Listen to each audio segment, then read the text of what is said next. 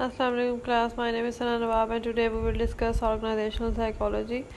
Organizational psychology is the study of individual in the organization. It also concerned with small and large groups and the um, organization as a whole and as it impacts on the individual. इसमें हम individual का study करते हैं कि organisation में कैसे small और छोटे ग्रुप के साथ काम करता है. Organisational psychology is a field of psychology that applies the fundamental scientific principle, जिसमें कि आप साइंटिफिक प्रिंसिपल्स को अप्लाई करते हैं ऑर्गेनाइजेशन में साइकोलॉजी के to the workplace environment to make work more enjoyable and more productive, ताकि आप जो वर्क प्लेस जिसमें काम कर रहे हैं उसका इन्वायरमेंट जो ज़्यादा इंजॉयबल और प्रोडक्टिव हो, ताकि आपका काम भी ज़्यादा से ज़्यादा प्रोडक्टिव हो सके. अब इसमें nature of organisational psychology. It cover diverse range of topics at the nature of work and organisation continue to develop grow and evolve. Nature of work इसमें ये होता है कि ऑर्गेनाइजेशन जो है वो डेवलप हो सके, ग्रो हो सके और इवॉल्व हो सके. ये फोकस करती है साइकोलॉजिकल फंक्शनिंग पे कि that workplace that has certain aspects related to human behaviour such as status, affiliation, achievement, power and money. जिसमें सर्टेन एस्पेक्ट्स होते हैं जो कि ह्यूमन बिहेवियर से रिलेटेड होते हैं, जिसमें कि हमारी मनी, स्टेटस, एफिलिएशन और अचीवमेंट आता है. The basic idea of organizational psychology is grounded of fundamental understanding that has implication for solving applied problem in industrial and organizational context. ये जो इसका बेसिक आइडिया ऑर्गेनाइजेशनल साइकोलॉजी का, ये सिर्फ ये है कि हम जो हमारी प्रॉब्लम्स हैं इंडस्ट्रियल में, ऑर्गेनाइजेशनल में, उनको सॉल्व करने में अप्लाई कर सकें. The need of OP arise due to prevalence of individual differences in human behavior. इसका मकसद ही सिर्फ ये है इंडस्ट्रियल ऑर्गेनाइजेशनल साइकोलॉजी का कि जो इंडिविजुअल डिफरेंसेस आ रही है ह्यूमन बिहेवियर में, जो प्रेवलेंस उनका बढ़ रहा है, उसको कम किया जा सके. The setting of coordination among human being of different temperament is the area of study of industrial organisation psychology. जो कोऑर्डिनेशन है ह्यूमन बीइंग्स की आपस में, डिफरेंट टेम्परामेंट्स की, उसमें इंडस्ट्रियल ऑर्गेनाइजेशन साइकोलॉजी को अप्लाई कर सकें. अब उसमें है कि स्कोप ऑफ ऑर्गेनाइजेशनल साइकोलॉजी क्या है. Industry and organization, institutions where a group of people work, commercial and business settings, team and leadership building programs, development of module for hiring right people, developing a work environment where people of different temperament and conversation कर सकें and work to their satisfaction, अपने काम को satisfy कर सकें. Development of professional code of ethics where an individual can make decisions in accordance with professional requirement. इसमें यह है कि फिर आप कोड ऑफ एथिक्स को डेवलप करें जिसमें कि इंडिविजुअल डिसीजन ले सकता हो अकॉर्डिंग विद प्रोफेशनल रिक्वायरमेंट्स के अकॉर्डिंग. ठीक है. उसके बाद है history of organisational psychology. The history development of industrial psychology. इसमें 4 जो फेमस पर्सनैलिटीज़ थी उसमें थी James Cattell, Hugo Munsterberg, Walter Dill Scott, Robert Yerkes, Walter Bingham and Lillian Gilbert. ठीक है. Cattell, Munsterberg and Scott had been students of William Ward के student रह चुके हैं. The father of experimental psychology जिसको कहते हैं. Some of this researchers had been involve in the work in the area of industrial psychology before world war 1. Cattell जो था उसकी कॉन्ट्रीब्यूशन थी इंडस्ट्रियल साइकोलॉजी में बहुत ज़्यादा. In his foundings of psychological consulting company उसने बनाई थी which is still operating today called this psychological corporation के नाम से वो काम कर रही है. And in the accomplishment of students at Columbia in the area of industrial psychology 1930 में मोस्टरबर्ग ने पब्लिश की थी psychology and industrial efficiency book which cover topic जिसमें कि एम्प्लॉय सिलेक्शन को, एम्प्लॉय ट्रेनिंग्स को, इफेक्टिव एडवर्टाइजिंग को उसने कवर किया था. Scott was one of the first psychologists to apply psychology to advertising management and personal selection. Scott जो था वो फर्स्ट साइकोलॉजिस्ट था जिसने कि साइकोलॉजी को अप्लाई किया था एडवर्टाइजिंग में, मैनेजमेंट में और पर्सनल सिलेक्शन में. इन 1903 स्कॉट पब्लिश 2 बुक्स, उससे 2 की थी publish. The theory of advertising and psychology of advertising. They are the first books to describe the use of psychology in the business world. ये पहली 2 किताबें थी जिन्होंने जो कि जो साइकोलॉजी को डिस्क्राइब करती थी कि कैसे यूज़ किया जाता है साइकोलॉजी को बिजनेस में. In 1911 he published 2 more books. उसने 2 बुक्स और लिखी, influencing man in business and increasing human efficiency in business. ये 2 बुक्स उसने और लिखी थी. फिर 1916 a newly formed division in the Carnegie Institute of Technology hired Scott to conduct applied research on employer selection. फिर क्या हुआ 1916 में एक इंस्टीट्यूट ने स्कॉट को हायर किया ताकि वो अप्लाई कर सके रिसर्च को एम्प्लॉय सिलेक्शन पे. ठीक है. The focus of all this research was in that what we know as industrial psychology. It was only later in the century that the field of organizational psychology developed as an experimental science. Focus जो था इस research का सिर्फ ये था कि industrial psychology थी वो बाद में ऑर्गेनाइजेशनल साइकोलॉजी की फील्ड में आई और एज एक्सपेरिमेंटल साइंस वो डेवलप हुई। ठीक है। The involvement of US in the World War One in April 1917 categorise the participation in the military effort of psychologist working in this area. और फिर जो था ये साइकोलॉजिस्ट के एफर्ट को मिलिट्री में भी पार्टिसिपेट किया गया। यूएस जो था इसने एक ग्रुप ऑर्गेनाइज किया था SGO के अंडर, जो कि डेवलप करता था मेथड स्क्रीनिंग और सिलेक्टिंग अनलिस्टेड मैन के लिए। ठीक है। They develop the army alphabet test to measure mental abilities. इन्होंने आर्मी अल्फा टेस्ट मेजर किए थे ताकि वो मेंटल एबिलिटीज़ को मेजर कर सकें। ठीक है। नॉन वर्बल टेस्ट था ये, और ये स्पेशली इलिटरेट और नॉन स्पीकिंग इंग्लिश जो डायरेक्टली से उन पर एडमिनिस्ट्रेट किया गया था। स्कॉट और बिंगम ने ऑर्गेनाइज किया था ग्रुप AGO के under with the goal of develop selection method for officers. उन्होंने उनका सिर्फ गोल ये था कि वो सिलेक्शन मेथड जो ऑफिसर्स के लिए होती है उसमें एक न्यू डेवलपमेंट लेके आ सकें।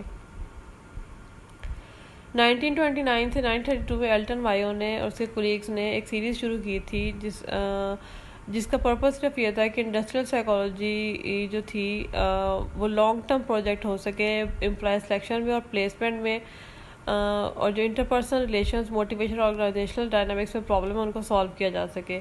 These studies mark the region of organisational psychology. ये जो स्टडीज़ थी ये ऑर्गेनाइजेशनल स्टडी के रीजन को मार्क करती हैं। फिर उन्होंने रिसर्च शुरू की ताकि वो फिजिकल वर्क इन्वायरमेंट का इफेक्ट दे सके। ठीक है। But the researchers found that psychological and social factor in the factory were of more interest and then the physical factor. उन्होंने देखा कि साइकोलॉजिकल और सोशल फैक्टर जो थे वो ज़्यादा इंटरेस्टिंग थे as compare to physical factors के जब फैक्ट्री में। These studies also examined how human interaction factor such as supervisal style enhance or decrease productivity. फिर उन्होंने ये भी एग्जामिन किया कि कैसे ह्यूमन जो इंट्रैक्शन है, फॉर एग्जांपल हमारा सुपरवाइजर जो स्टाइल है वो कैसे प्रोडक्टिविटी को इंक्रीज और डिक्रीज करता है। फिर 1930s में researchers began to study the employ feelings about their job. उन्होंने फिर रिसर्चर्स ने फीलिंग्स को स्टडी करना शुरू किया एम्प्लॉयज़ का अपनी जॉब की तरफ। कर्ट लेमन ने कंडक्ट की रिसर्च वेरियस लीडरशिप स्टाइल्स पे, टीम स्ट्रक्चर पे और टीम डायनामिक्स पे। लेमन जो था उसे फादर ऑफ सोशल साइकोलॉजी भी कहा जाता है और उसने बहुत ज़्यादा काम किया है उसके स्टूडेंट्स ने भी, ताकि वो देख सके इन्फ्लुएंसेस ऑर्गेनाइजेशनल साइकोलॉजी के इन्फ्लुएंसेस को देख सके। लेमन उसके स्टूडेंट ने रिसर्च इंक्लूड की थी important early study that use children to study the effect of leadership style on aggression, group dynamics and satisfaction. इस पर फिर उन्होंने स्टडी की थी। फिर उसके बाद गिल्बर्ट जो थी एक और इन्फ्लुएंशियल साइकोलॉजिस्ट थी जिसने के प्रोडक्टिविटी को इंक्रीज करने के लिए बहुत से न्यू वेज डेवलप किए थे। Using time and motion studies, Gilbreth और उसके husband Frank work to make workers more efficient by reducing the number of motions required to perform a task. इन्होंने क्या किया था कि इन्होंने कहा था कि जो मोटिवेशन है वो ज़्यादा एफिशिएंट कर सकती है अपने परफॉर्म करने में टास्क को किसी भी एम्प्लॉय के। उसने ये सिर्फ मेथड अप्लाई इंडस्ट्री में नहीं किए थे बल्कि but home, office, jobs and other areas में भी किए थे। She investigated employ fatigue and time management stress and found many employees were motivated by money and job satisfaction. इसे इन्वेस्टिगेट किया था एम्प्लॉयज़ की फटीग लेवल को और टाइम मैनेजमेंट और स्ट्रेस को। इसे ये भी देखा था कि एम्प्लॉयज़ जो है वो मनी से और जॉब सेटिस्फैक्शन से ज़्यादा मोटिवेट होते हैं।